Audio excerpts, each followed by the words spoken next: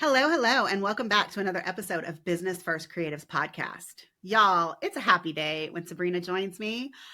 I just want to warn you, we had a topic for today, and I didn't do what I was supposed to do, and Sabrina's just going to have to give me some grace.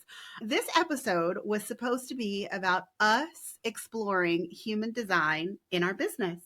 And the problem is, I still don't know my human design because my mother cannot tell me what time I was born. Now, I have tried to get a birth certificate before any of you guys hop on and are like, Coley, just get a birth certificate. It's not easy. I even sent my mom to the courthouse in Dallas. And apparently, because I was born before a certain year, which is just rude, I can't get one in person unless I go to Austin.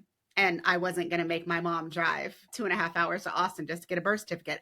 So I went to order one online and it said 25 business days. So I just figured there had to be another way, but I have exhausted all of those possibilities. And so now I am just finally ordering one. And so the next time Sabrina comes on, we will be talking about human design. But we came up with a different topic for today. So Sabrina, welcome. And I'm excited about our newly found topic for today. Hi, my friend. We always have a good chat. I don't even think we really need a topic. I think we could just talk. So it's going to be a good one. And I love that now I already have like another podcast date coming up, like it'll be sooner than later. I love that. Yes. And when my birth certificate actually arrives to my house in Colorado from Texas, that is when I will send you an email and be like, okay, Sabrina, let's pick a date. And now we can get this rocking and rolling. But guys, here's what we landed on for today. I threw a couple of ideas out, and then Sabrina came back and hit me with well, do you remember that conversation that we had a few weeks ago? I've actually had that conversation with multiple people. So maybe we need to discuss that publicly on the podcast. Now, in case you are unfamiliar, Sabrina and I actually do a business bestie chat every quarter, and it's already appeared on the Shoot It Straight podcast for Q3. If it hadn't, this would actually be a really good topic to cover in that chat. But we're going to bring it to my podcast today. I mean, it's going to feel like the Business Bestie Chat has come to Business First Creatives, if only for just one brief shining moment. Yeah. And the reason it's going to feel like that is because this is something you and I talked about on Voxer. Like we had a friend to friend conversation about this, and that's the kind of stuff we talk about on the Business Bestie quarterly chat. And so I love that we're bringing this over here. Yeah. So guys, let me give you some context. So, I think you guys know I have been struggling a little bit behind the scenes. Things have been not slower in business. Things were going on personally, and it kind of spilled over into business. And I was unable to work for like 5 months last year. And even though this year I feel like I've been going, things have not been catching up to where I needed them to be. Now, I didn't realize at the moment that I had this conversation with Sabrina that I just needed to wait 2 weeks and then everything was going to be better.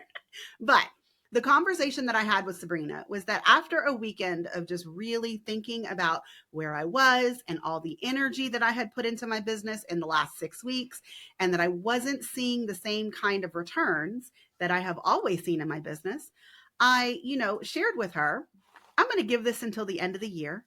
And if things don't change, I think I'm going to shut it all down. And so, Sabrina in her coach and friend role gave me some advice that we're going to talk about today. And then we're going to talk about how I don't even remember saying that and don't even feel that way anymore.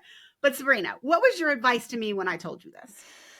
Oh, man. Okay. So, and again, to the listeners, Coley and I did have this conversation, but ironically, or not ironically, I have had this exact same conversation with at least 3 other people since Coley and I talked. Coley was the first one I heard it from, and then it was like, it just opened the door.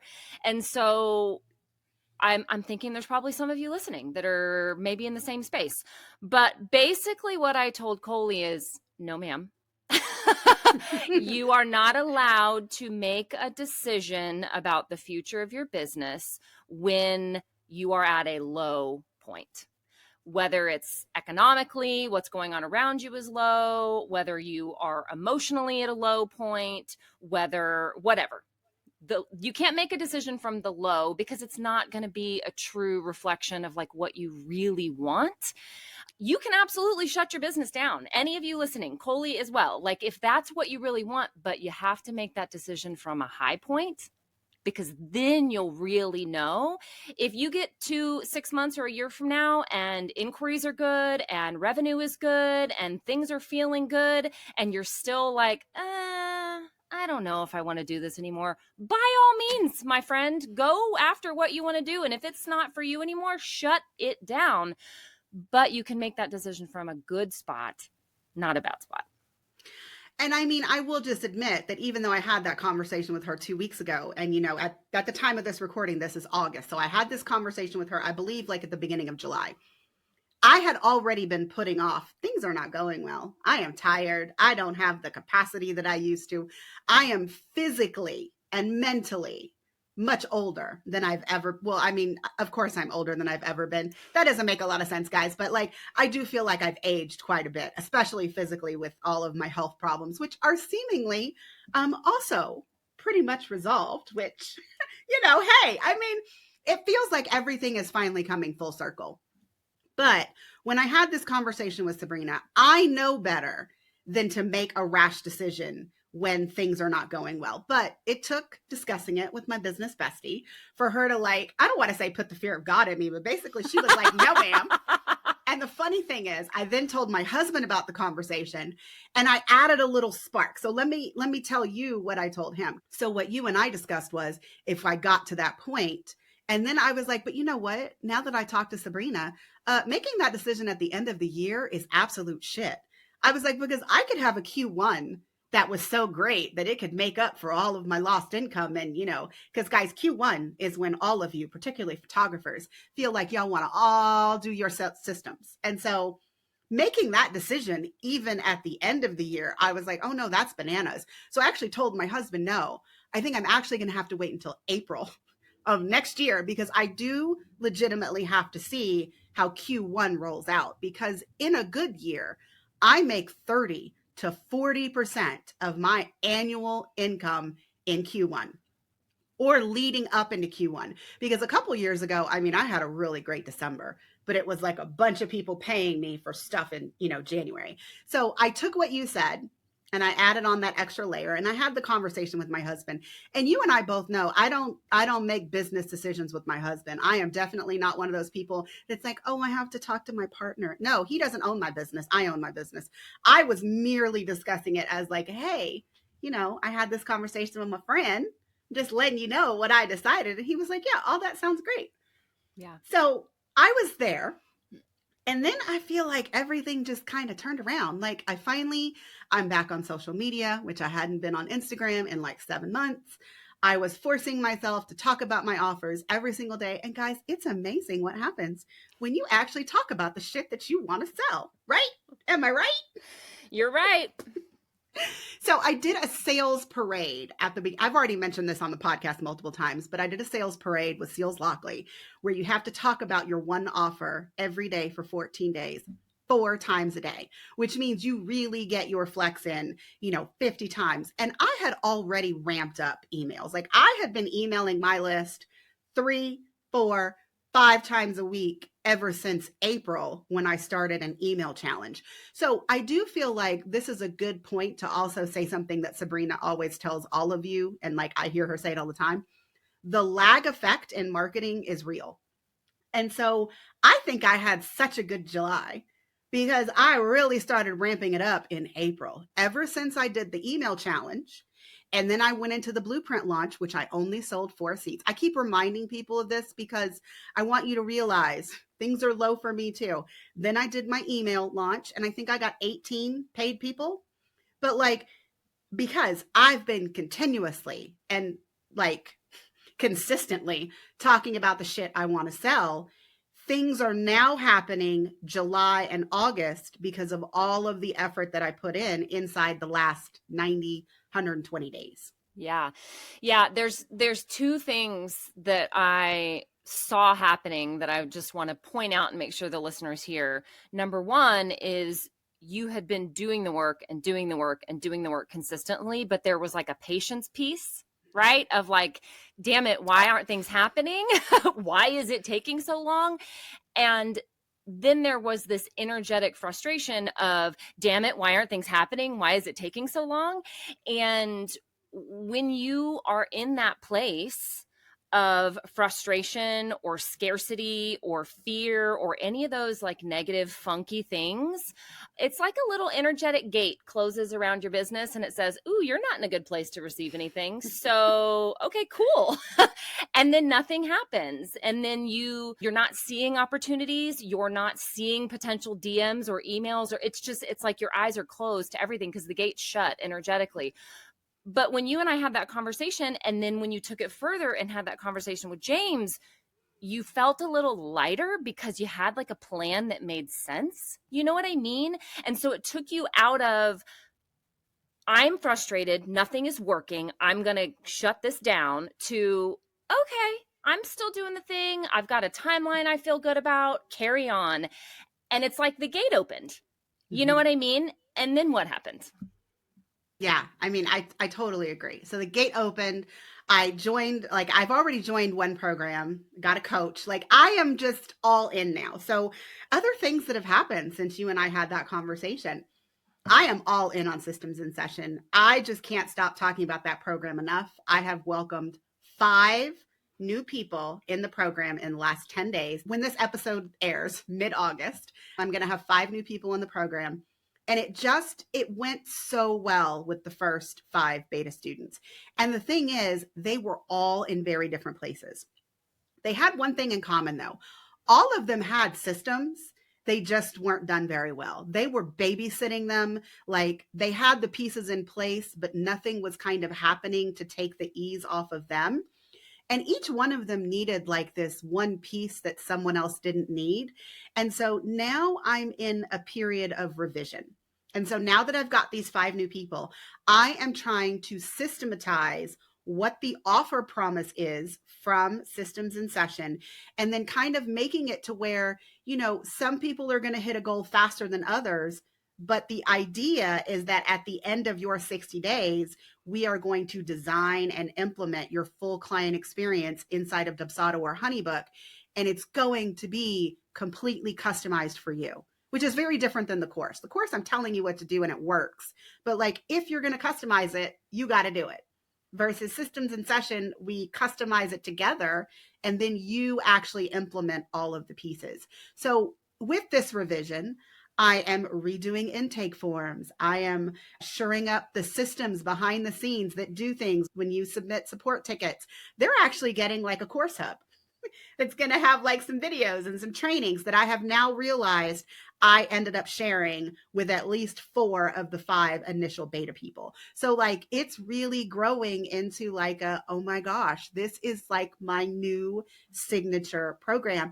And I will say, people have joined so easily in the last 10 days. Oh, it's getting a price increase. I mean, so sorry if you happen to be one of those people that inquired about it and you didn't jump on it, because I can already see, like, my goal was to get to 2K, like, maybe September, October. No, it's already there. So as soon as I've like done these last few pieces, because that's what happens, right? If people are saying yes too easily, it's probably too low. Right. But how great does it feel, like your energy, just 30 days difference, you know what I mean? From that point of like frustration and I'm doing everything and nothing's working and I have these ideas I'm excited about, but nobody's responding. And that to where you are now, where you're like, everything's easy and it's happening easy and growing easy and I'm selling it easy and I'm feeling good. And I ended up having a great month. How much can change, how quickly things can turn around. And thank goodness I hadn't let you just shut it all down. Well, I don't think that you would ever let me do that. So let me just put one more piece in here. Back in April, you know this part, but I haven't actually spoken about it publicly. Back in April, I did a growth audit with Emily Williams. She told me some things after my growth audit, and you can ask Sabrina. My response was, absolutely not. Have you lost your mind? I'm going to tell you guys now the things that she told me. And while I wasn't ready to tell her that she was right then, I have since told her that she was right. And honestly, making these kinds of decisions is why I feel like I'm prepared to move forward in, this way that I haven't felt energized in quite some time. So number one, She asked me if I actually had the capacity to sell low ticket items. And guys, low ticket items are like things that are a couple $100s and under. They give people quick wins. And as you guys know, almost exactly 2 years ago is when I set up the system shop. And in order to set up the system shop, I pulled templates and toolkits, if you will, that I was including inside of the course. And I started selling them separately. Why? Because people kept telling me, oh, I don't need a full course. I just need this. Well, you know what happened? Yes, people bought the templates, but they didn't buy them in the capacity. That's not even the right word. They didn't all run out and buy them all at once. Let me put it to you that way. And I think that 2 years is more than enough time where I have talked about them. I have, emailed, I have blogged, I have put them on Pinterest, I have talked about them on the podcast. And guess what? Template sales still have not grown, even though I have done all of the things except for run ads, which Sabrina would talk about me, but I did all of the other things. But here's the thing. When it comes to your energetics, which again was what Sabrina and I were originally going to talk about, I don't feel like I have ever felt energetically fantastic about selling templates because I don't get to see what you do with them. And I am nosy as fuck. I want to see the finished product. I want to see you actually gaining an ROI from whatever you put in your business. And so I finally said, you know what? Enough is enough. And so the system shop is basically no more, guys. Something else happened that made me do this, but as of last week, I have put currently unavailable on almost every single one of the templates that I saw on the website. And guess what? I am feeling absolutely fantastic about that decision. So that was something that Emily Williams told me back in April.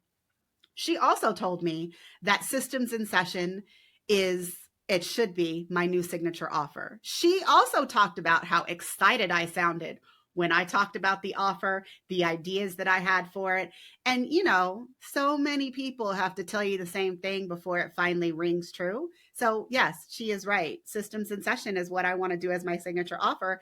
And, I'm already putting all of the pieces in place to do that going forward.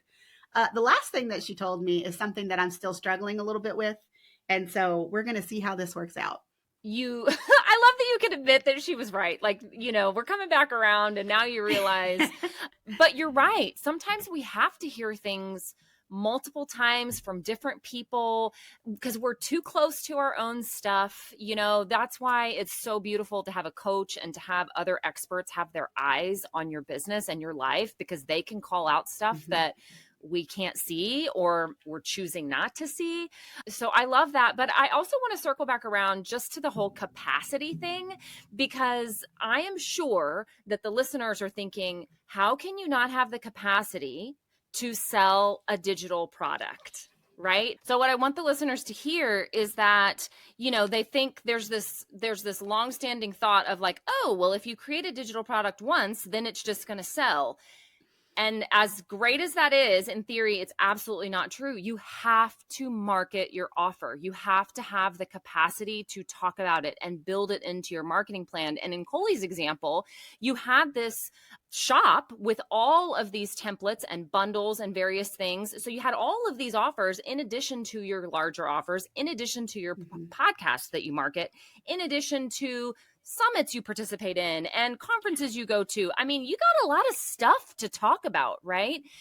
And so there's energy behind that. And when you either don't have the physical time capacity to talk about something, or energetically your heart's not in it, like you said, when it's a digital product, you don't get any feedback. You don't get to see your clients win and succeed.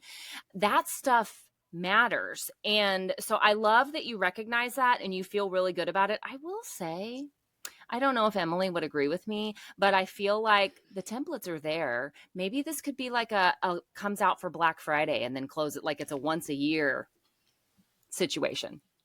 Oh, no. I have plans. So Okay, here's good. the thing. I don't want to sell the templates every day. Here's the thing. When I did that webinar with Maddie last month, that went exceptionally well. I actually created a whole new toolkit specifically for branding photographers, and I sold it on the back end of that webinar. It did well. I sold 6 live, sold another 3 that day. And in total, we ended up selling, I think it was 12 or 13.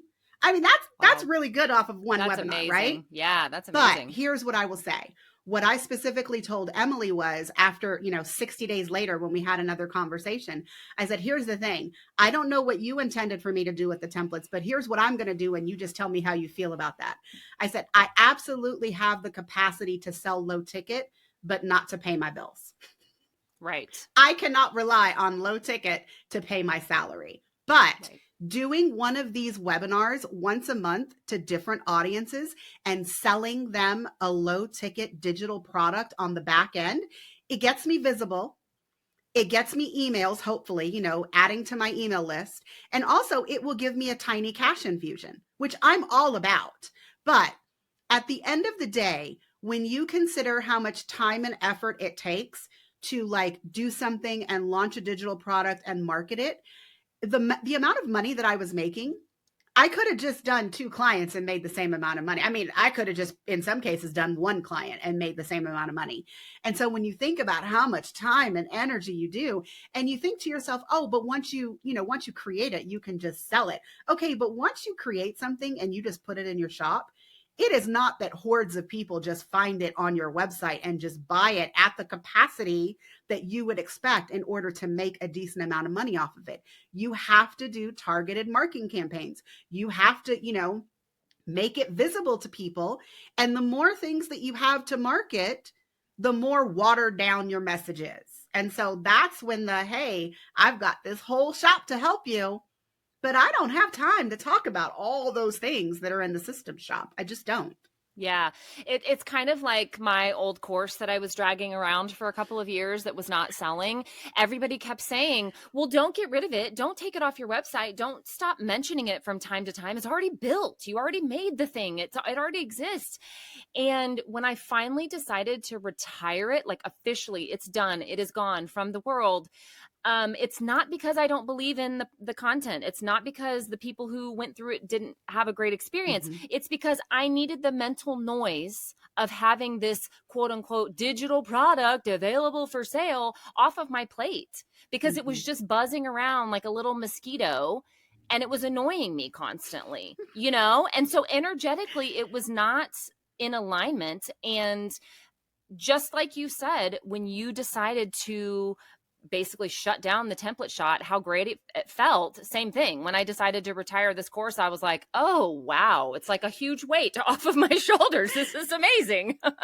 I mean, it's kind of like, I wish someone had told me that it would make life easier if I just did it. Well, because the other part of this conversation is that your course that you got rid of was, I mean, it wasn't really tied to your bigger offers, but it was kind of in a way, but mine was actually part of my bigger offers, right? Like these templates. And so I always struggled with, okay, if I'm going to get on Instagram today, what am I going to talk about? Am I going to talk about the templates? Am I going to talk about the course? If I talk about one, will someone not be a good fit for that, but they would have been for the other? It just, question after question. Right. And I really do feel like in some ways, I thought that people would buy the templates and then naturally upgrade to the course, which, don't get me wrong, that has happened a handful of times and it's been great. But I feel like now, if I don't give people the lower option, more people are just going to buy my course. Like, I feel like giving them the decision made a lot of people not actually decide to buy anything because they weren't sure what they should be getting, even though I had a fabulous quiz that you could take that would tell you which template would help you the most based on your answers. I still wasn't getting the ROI that I thought that I would get by having and maintaining the system shop. And so, everything says currently unavailable. And when I decide that I'm going to do a webinar and I'm going to sell one of these digital products on the back end, I'm just going to turn it back on.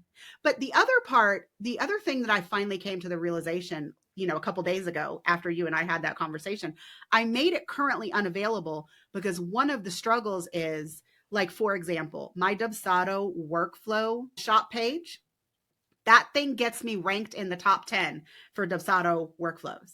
So I can't turn the page off. Yeah. Like, do you know what I mean? I don't want to harm my SEO, but if I leave it up and I just say currently unavailable, then all of the text is still working for me to kind of bring in the juju. And then somewhere on that page, if I'm mentioning, hey, this is part of the CRM blueprint, go check it out here. I mean, hopefully that's going to lead people to checking out the full course, whether they're ready to buy it at that point or not. At least it gets it in front of them and they know that it exists. Yeah. Could you put like a wait list onto the template shop page? It's like, hey, you want to hear when it opens? Put your email here. So I have that for, the Workflow Fast Pass that I was so excited about selling in July and promptly turned that shit off. That currently has a wait list. And I tell people, listen, as the mood strikes me, I'm going to open up a few slots. But I decided that wasn't something that I wanted to sell to people who were brand new to my audience. The workflows are not the first thing that I want to do for you. Like, I don't think that I'm doing you a service if it was there. So you're right. I should have like find out when this product is re-released or becomes available or something like that. Yeah. I should make a form. I should make an Airtable form, and they should choose which products, multiple, they're interested in, and then they'll just automatically get a notification when that one is ready to sell. Oh, Sabrina, that's brilliant. I'll have that done by tomorrow. I'm happy to help. If anything else, it'll get you some emails and then you can nurture them, and maybe they don't actually want that. They want something else, Yeah. So yeah, I would totally use it as a lead magnet, because I think when I'm shopping for like on Nordstrom or something and they're out of stock and you're able to say like notify me when it becomes available, and I'm like, I want those shoes, notify me when they become available. So yeah, I love that. Yeah. And it's funny because out of all the things that I was selling in the system shop, I took down the Airtable ones, except for the Content Hub. That's $9. That's not going anywhere. Like, I love that thing. I think everybody just needs to get exposed to it.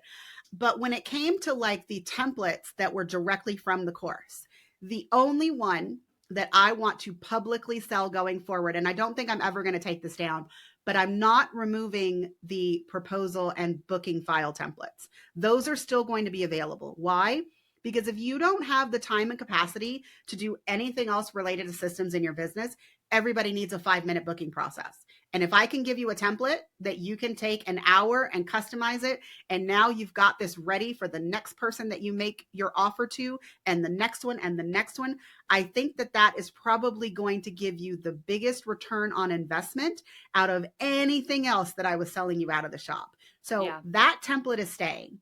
But almost everything else has been turned off and says currently unavailable. I love that. And I think that's really smart, because it is a really good starting point. And that's the perfect kind of offer that, even if it's not getting a ton of organic hits, like if somebody's DMing you or sending you an email, you can direct them to that, and say, I've got the perfect place for you to start. It is inexpensive. This is, this will get you going. And it can be almost like a backdoor offer, even though it's public still. So, and along those lines, I do want to say, when I say that I have made things currently unavailable, what I mean is that on the shop pages on my Show It website, where there used to be a button that said buy now, or there used to be an actual checkout embedded at the bottom, those have been removed. But it doesn't mean that I disabled the products in ThriveCart. Here's why. If someone hires me for a client experience audit, part of that offer still includes 35% off of any templates that I recommend that you purchase in order to fix the things that I found in your audit. So I still need a way, as you said, to make those backdoor offers to people who hire me for an audit. Or maybe someone hits me in the DMs and they're like, hey, I've got this one very specific problem. Like, and they explain to me, and I think that one of them is a good fit. If I'm in the mood, I could send them a direct link to a ThriveCart checkout page, but they won't be going to the official public shop page in order to get that buy now. So I haven't disabled the products. I've only disabled people's ability to directly buy them off of my website. Yeah, I love that. I mean, Sabrina, okay, so we have talked about where I started and where I am. What else do you think that we need to discuss in order to give the listening audience like a full picture and kind of like a download of what we were trying to hit today? Yeah. So just knowing what I know, being connected to so many women in different parts of the country. And also, let me just say this, not just photographers, right? Yeah. This is conversations I'm having with just entrepreneurs in general. It's weird out there, and because it's weird, I want to go back to the energetics, because it's weird and things have been slower and felt harder and a little bit like we're marketing through mud, like we're not getting any momentum. It creates this frustration. And then, like you and I said, it becomes this negative energetic circle where the frustration becomes fear, becomes scarcity, becomes, what am I doing? Why am I even doing this? Why bother? And I've heard it so much. I just really want to reiterate, my friends, now is not the time. Now is not the time to make any drastic decisions. You can have seeds planted of, do I want to be doing this anymore? And that's fine. And I will allow you to mull that over until the tide turns.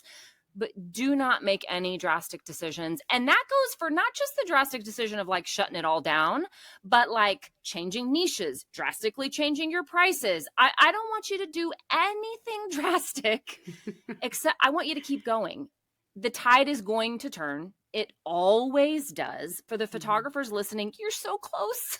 We're so close to busy season. Please just hang on and then reevaluate. And then there's the energetic piece. Again, you've got to be able to release the frustration and the panic and the fear so that gate can open up a little bit. Because right now you cannot energetically receive anything.